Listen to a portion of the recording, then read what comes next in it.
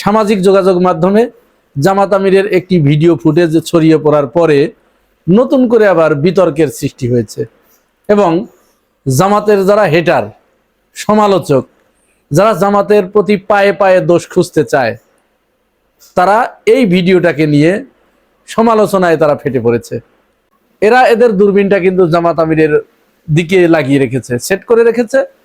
এই দূরবীনে যে কোনো মুহূর্তে যে কোনো ধরনের একটু এলোমেলো সংবাদ যদি তারা পায়, ফুটেজ যদি তারা পায়, সাথে সাথে ঝাঁপিয়ে পড়ে। কারণ মিডিয়ার এক শ্রেণীর মানুষদের সাথে ছাত্রদল এবং যুবদলের কিছু সংখ্যক নেতাকর্মী তারা জামাত আমিরের ছিদ্রান্বেষণ করার জন্য হেন কোনো প্রচেষ্টা নাই যা বাদ রাখে। তাহলে জামাতের পিছনে এমনিতেই যেহেতু দূরবীন লাগিয়ে রাখা হয়, সেক্ষেত্রে এই সংগঠনের নেতাকর্মী যারা আছে, বিশেষ করে জামাত আমির, যিনি সংগঠনের একেবারে চূড়ান্ত পর্যায়ের শীর্ষ নেতা এবং তিনি বিরোধী দলীয় নেতাও বটে, তাকে যে কোনো কাজ করতে হলে একটু সাবধানতা অবলম্বন করা দরকার।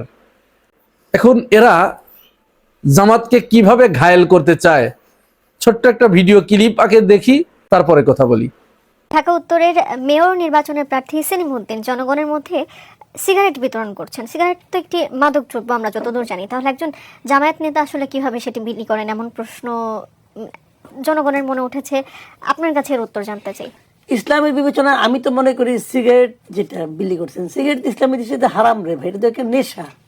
হাঁটতে হাঁটতে সিগারেটের প্যাকেট বিতরণ করছেন ঢাকা মহানগর উত্তর জামাতের আমির মোহাম্মদ সেলিম উদ্দিন। এমন একটি ভিডিও ছড়িয়ে পড়েছে সামাজিক যোগাযোগ মাধ্যমে। তবে সিগারেট বিতরণের দাবিটি সঠিক নয়। জামাত নেতার বিতরণ করা জিনিসটি সিগারেটের প্যাকেট নয়, বরং সিগারেটের প্যাকেটের আদলে তৈরি মাদক বিরোধী সচেতনতামূলক আহ্বান সম্মিলিত লিফলেটের প্যাকেট। আচ্ছা, এই যে ভিডিওটা আপনারা দেখলেন, এখানে বলা হচ্ছে জামাত নেতা যিনি ঢাকা মহানগর উত্তরের মেয়র হিসেবে নির্বাচন করবেন, সেলিম উদ্দিন, তিনি সিগারেট বিতরণ করছেন। এই নিউজটা আবার কোথায় হচ্ছে? এই টকশোটা সমকালের এই যে মহিলা, তিনি মাসুদ কামালকে প্রশ্ন করছেন যে জামাত এইভাবে সিগারেট বিতরণ করছে। আসলে তারা ওই সিগারেটের প্যাকেটের মতো দেখতে, ওইটা যুবকদের আকৃষ্ট করার জন্য সেখানে অনেক বাণী সংবলিত কিছু সামাজিক সচেতনতামূলক অনেক লেখা ছিল, এইগুলো মানুষের হাতে হাতে তারা পৌঁছে দিয়েছে। এখন ওই যে সিগারেটের প্যাকেটের মতো দেখতে এরা একেবারে ঝাঁপায় পড়ছে। জামাত ইসলামের লোকজন সিগারেট বিতরণ করে, যুবকদেরকে সিগারেট খাইতে উদ্বুদ্ধ করে। এটা শুধু সাধারণ মানুষের মুখে নয়, সরাসরি চলে গেছে টিভি সেন্টারে, একেবারে টিভির যেখানে টকশোর সেটে যেখানে আলোচনা হয় সেই জায়গায় চলে গেছে। তাহলে কোন মানের সাংবাদিক, এদের সাংবাদিকতার মান একটু আপনারা ভাববেন, চিন্তা করবেন যে সে তো সাংবাদিক, সাংবাদিকদের কাজ কি? একটা ঘটনা ঘটলে সেই ঘটনার প্রকৃত চিত্রটা তুলে আনা, এটাই তো সাংবাদিকতা। কিন্তু সেটা না করে তারা ভুল মেসেজ যদি জনগণের ভিতরে দিতে চায়, দেয় এবং দিচ্ছে, তাহলে এদের সাংবাদিকতার ব্যাপারে প্রশ্ন ওঠাটা কি স্বাভাবিক নয়? এই যে জি টিভিতে কাজী জেসিন আছে, কাজী জেসিনের দৃষ্টিতে পৃথিবী যদি ধ্বংস হয়ে যায় তাও তার কাছে কিছু যায় আসে না। শুধুমাত্র জামাতের নেতাকর্মী কোথায় কোন জায়গায় একটু জোরে বায়ু ছেড়েছে, এইটা নিয়ে সে ওখানে টকশোর আসর বসায়। এবং তাও আবার ওইখানে জামাতের লোকজন ডাকে না, ডাকে অন্য কাউকে, ওই আওয়ামী স্টাইলে। আওয়ামী লীগ যেমন জামাতের কাউকে ডাকতো না। আপনি যখন একজনকে ব্লেম করবেন, সেই ব্লেম করতে হলে তাহলে তাকে তো ডেকে আনতে হবে যার বিরুদ্ধে ব্লেম দিচ্ছেন, কারণ ওইখানে তার কি ব্যাখ্যা আছে, তার তো ওখানে কথা আছে, তার কথাটা শুনতে হবে না? আপনি তার কথা না শুনে অন্য কাউকে দিয়ে সরাসরি তার উপরে ব্লেমটা চাপিয়ে দিচ্ছেন এবং তারা তাদের মতো ব্যাখ্যা করছে।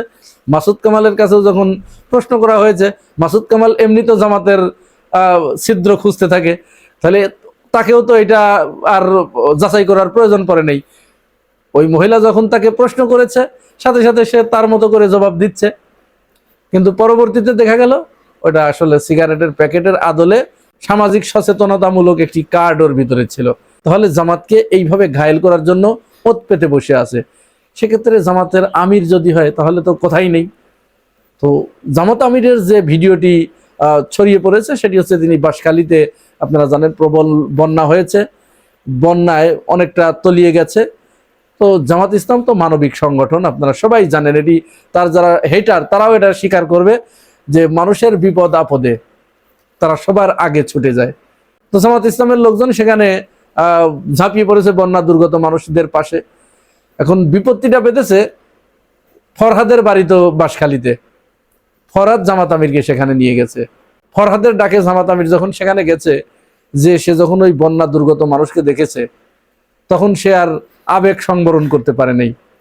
সে নেতাকর্মীদের সাথে পানিতে নেমে পড়েছে। পানিতে নেমে নিজের হাতে বন্যা দুর্গত মানুষদেরকে সাহায্য সহযোগিতা এবং আর্থিক সহযোগিতা তাদেরকে প্রদান করেছে।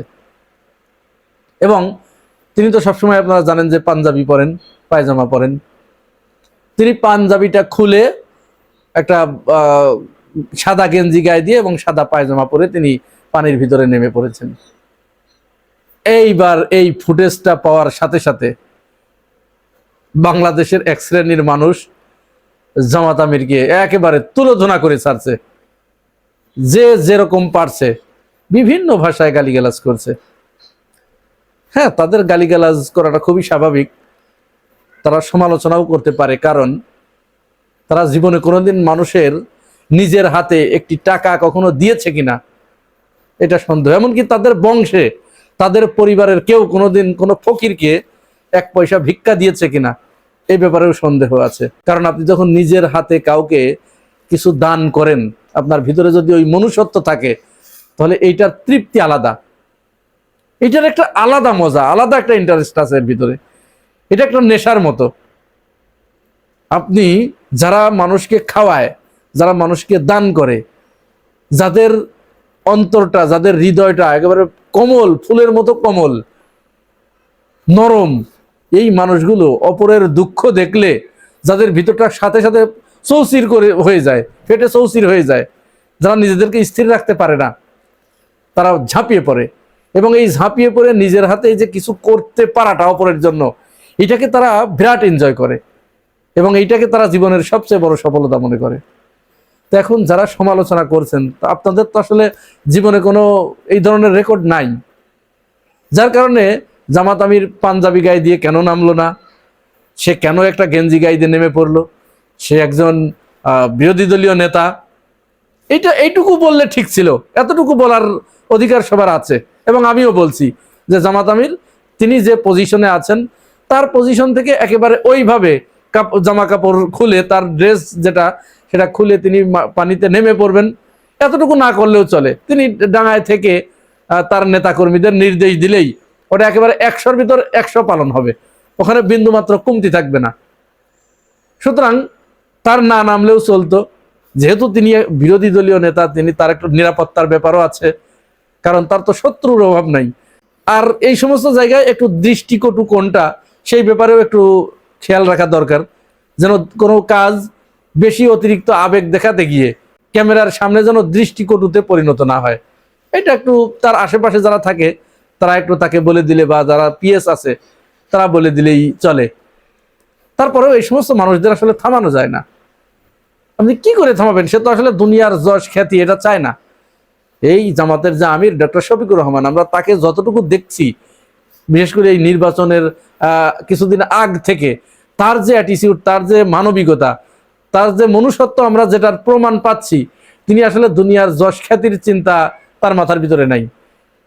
আমাদের কাছে তার কাজকর্মে এটা মনে হয়েছে যে তিনি মানুষের পাশে গিয়ে দাঁড়াতে পারলে, একজন মানুষকে উপকার করতে পারলে, একজন মানুষের সেবা করতে পারলে, এইটাকে তিনি তার জীবনের সবচেয়ে বড় সফলতা মনে করেন। সুতরাং এই মানুষ তার কে সমালোচনা করছে বা কে তার পিছন থেকে ছিদ্রান্বেষণ করছে, এইদিকে তাদের ভ্রুক্ষেপ থাকে না।